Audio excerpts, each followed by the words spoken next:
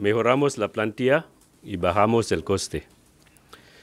Estoy de acuerdo con un compañero de vosotros que ha dicho un final de mercado inteligente del Valencia. Ayer llegaron dos refuerzos importantes, Rubén y Facundo.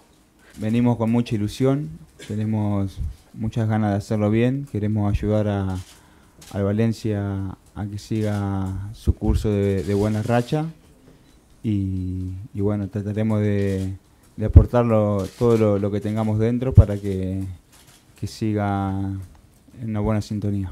Que sé que estoy en un club con muchísima historia y que bueno, yo creo que al final cada partido que se le ve juega con ese hambre, ¿no?, que le caracteriza.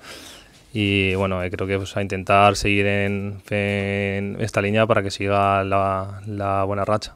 Yo siempre voy a intentar hacer todo lo que esté en mis manos para poder seguir creciendo como jugador e intentar también seguir creciendo con el club, ¿no? El interés del Valencia apenas supe, no lo dudé en ningún momento. Tengo compañeros acá que han jugado conmigo, como Norberto Neto, Cristiano Piccini, Daniel Guas, y bueno, me han contado un poco y sé de toda la historia que tiene el club y lo que representa y también por el proyecto ambicioso que tiene y bueno, no lo dudé ningún segundo en tomar esta decisión.